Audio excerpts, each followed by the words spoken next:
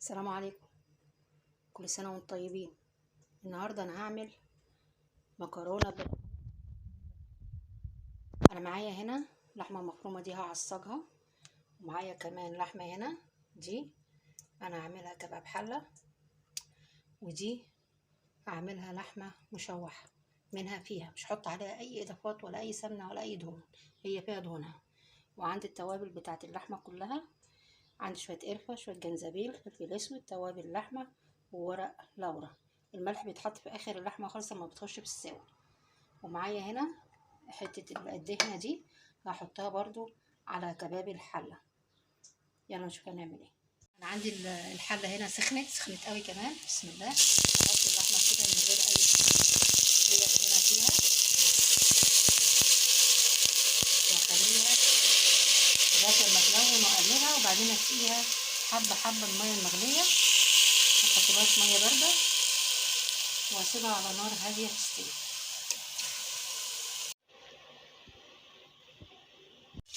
انا هنا حطيت شوية زيت، وحطيت عليهم حتة دهنة، وادوم تقليبة مع بعض، وبعدين احط عليهم البصل، وهي هتستوي مع ايه، مع البصل ومع اللحمة لما تتحط. انا معايا 3 بصلات كبار، احطهم عليها،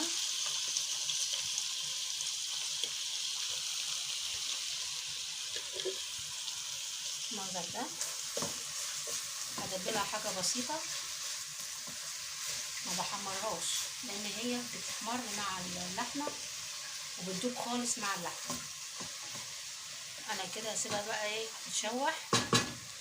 وهنا دي بصلتين كبار، حاطه شويه معلقتين سمنه، متكتريش السمنه لان اللحمه بتنزل دهون. هسيبها برضو لما تدبل، وبعدين احط عليها اللحمه المفرومه. هنا اللحمه اهي اقلبها كده اهي، هسيبها لغايه اما لونها يتغير، تنزل ميتها وتشربها، وبعدين ازودها سنه سنه، واحط لها شويه توابل صغيرين خالص. احط لها شويه فلفل اسود، واحط لها شويه توابل لحمه، وشويه قرفه، وشويه جنزبيل، وورقتين لورا، وهقلبها بقى مع بعضها، واسيبها بقى لغايه اما تنزل ميتها وتشربها، وازودها شقشاق ميه، يعني حبه صغيرين حبه صغيرين، لغايه لما تستوي وتحمر مع بعضها. ما بحطلهاش اي دهون خالص، بيبقى طعمها زي المشويه بالظبط. اسمها لحمه دي مشوحه.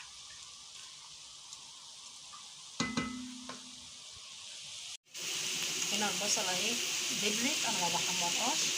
هبتدي احط عليها اللحمه، انا مقطعاها قطع صغيره كده. دي كباب الحله،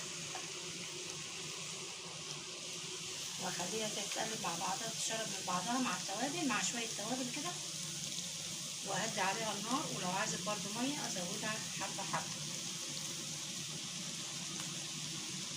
المنظر ده يعني هي كده كده بتنزل ميه. احط عليها شويه توابل كده، برضو فلفل اسود، وشويه توابل لحمه، وشويه جنزبيل، وشويه قرفه، وبرضو ورقتين لورا. هقلبهم بقى مع بعض، واغطي عليها واسيبها تنزل ميتها وتشربها، بعدين ابتدي ازودها واحده واحده. اهي بدأت اشوفها بس تدبل كده، ابتدي احط عليها اللحمه المفرومه.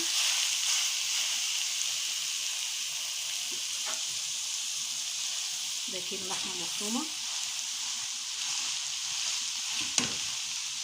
هحط عليها برضو التوابل واقلبها مع بعضها، نفس التوابل برضو اهو، القرفه والجنزبيل والفلفل الاسود وتوابل لحمه. هنا شويه، برضو نحط هنا شويه، واقلب هقلبها وهدي عليها النار تنزل ميتها وتشربها، تتشوح في نفسها كده مع نفسها وخلاص. انا ما بحطش عليها ميه نهائي، اللحمه المفرومه ما بحطش عليها اي ميه، هي تنزل شويه الميه بتوعها وبتشربهم تاني وتتشوح وخلاص على كده.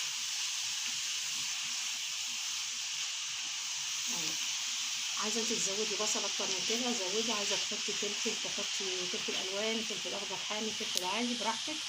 احنا بنحب ناكلها كده اهو، لحمه صافي كده بالبصل بس. وهنا اللحمه اهي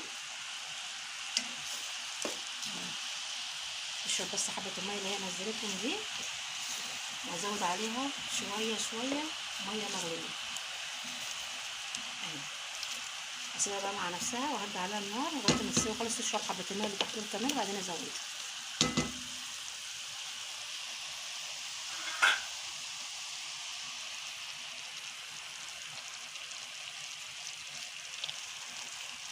بصوا بتنزل ميه ازاي بقى اهو، شايفين الميه بتاعتها، هي تنزل الميه دي وبعد كده تشربها وبعدين ابتدي ازودها لغايه ما تستوي خالص. انا هنا بعمل البشاميل، حطيت سمنه، حطيت 7 معالق بتوع الاكل مليانين. السمنه طبعا بتبقى اكتر شويه، لان هو لو 7 معالق سمنه يبقى 7 معالق 7 معالق دي يبقى 8 سمنه. زودي السمنه شويه عشان تبقى بالمنظر ده معاكي وما تكلكعش معاكي. نقلبها شويه لغايه ما ريحه الدقيق تطلع. انا هحط عادي مرقه فوريه،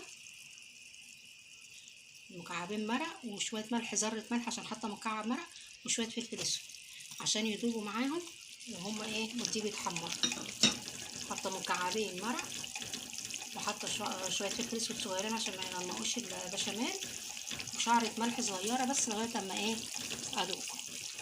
هحمره شويه كمان، شوف بيغلي ازاي، بيبقى سايل خالص كده، يتحمر معاكي حلو، مش يتحمر بقى يعني يطلع ريحته كده يا دوبك بس ايه يتسوي الدقيق شويه عشان ما يبقاش طعمه ني وطعمه دقيق في البشاميل.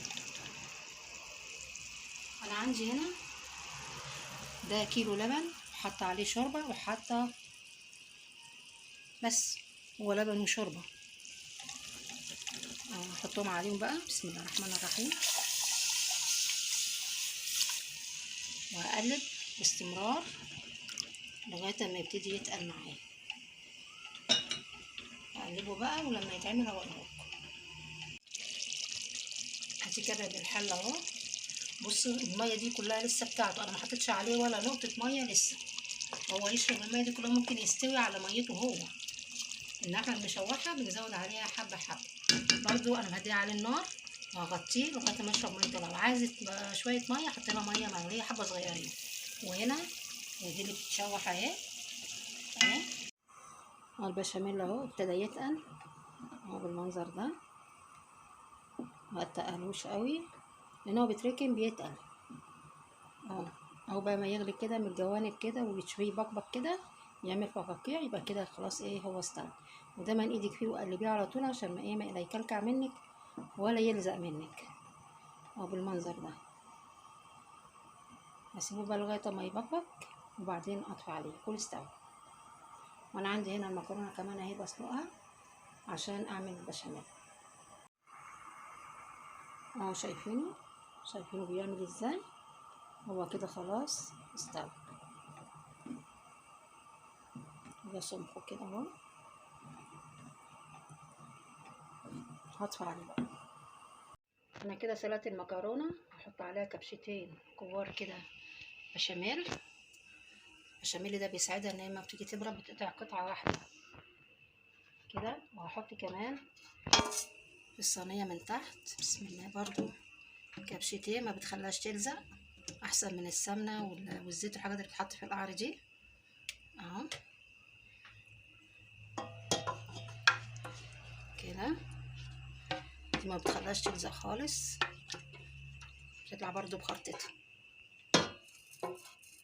هنا اهي الحله دي بسم الله،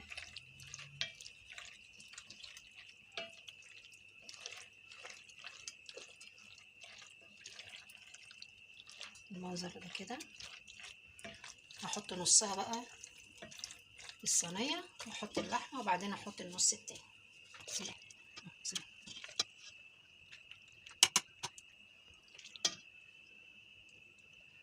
انا بخلي النص اللي تحت بيبقى اكتر شويه من اللي فوق بغطي بالبشاميل، انما اللي تحت عشان ما يبقاش مفرغ وتلزق من تحت. بسم الله الرحمن الرحيم.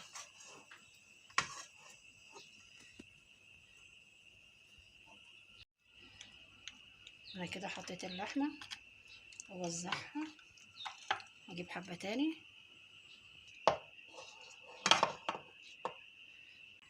هحط بقى شويه بشاميل تاني كده فوق الوش. بسم الله.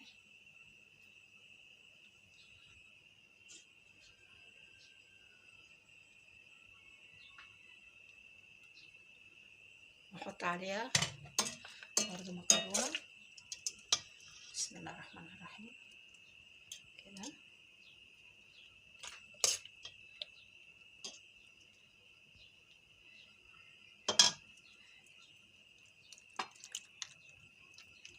هي كده كويسه. حبه صغيرين، حبه دول ممكن احطهم في صينيه صغيره عشان ما تبقاش الصينيه كده كبيره ومكتومه.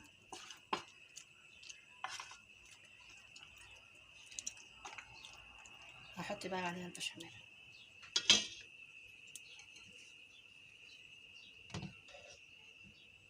بسم الله.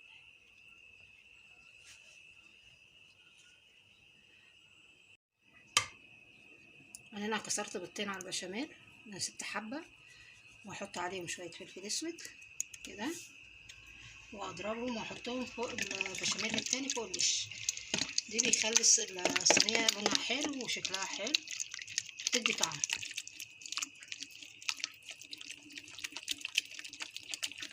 اضربهم كده ببعض وافضيهم بقى ايه على الصينيه من فوق. ادي الصينيه وادي ايه الصينيه التانيه. بسم الله اهو. ده كده فوق الوش واغطي بقى الوش كله تتحمر بقى وتبقى جميله.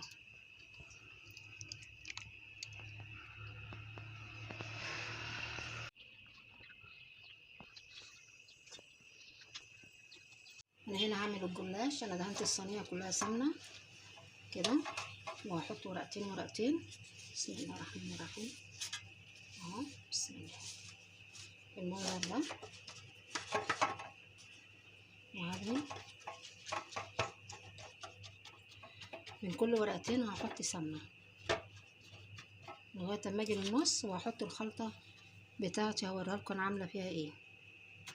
كده اللفه دي يا جماعه صغيره، انا حطيت نص لفه تحت وهحط نص فوق صغيره جدا.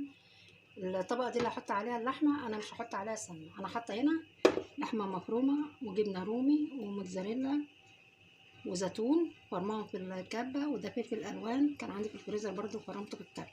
هقلبهم على بعض كلهم وهعمل الحشوه دي جبنه رومي وموتزاريلا وزيتون وفلفل الوان وفلفل اخضر رومي. لو عايزه تحطي حامي حطي، احنا بنحب الحامي بس مش هنعرف نحط عشان عندنا اطفال. هفضيهم بقى كلهم وافردهم.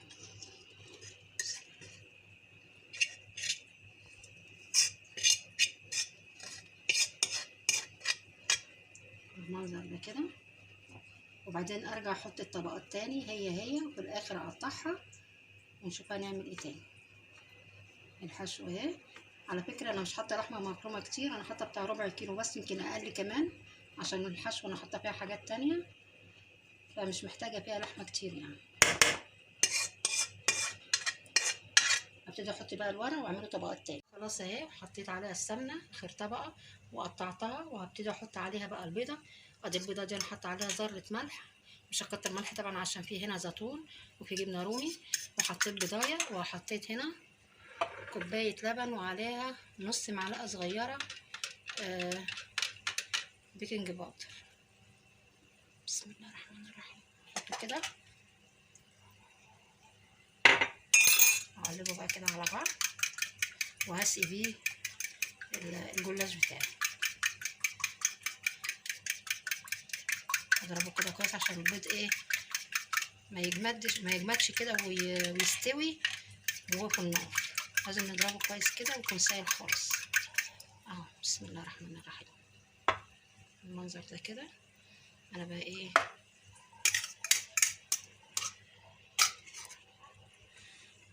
اميله بقى كده عشان يشرب كله، واسيبه لغايه اما يتشرب، وبعدين احطه في الفرن. وكل المكرونه كمان طلعت من الفرن.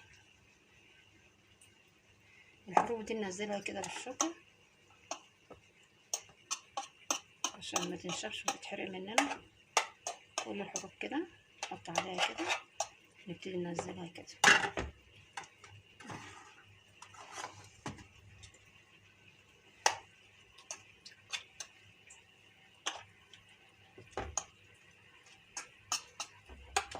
بص بيتشرب ازاي.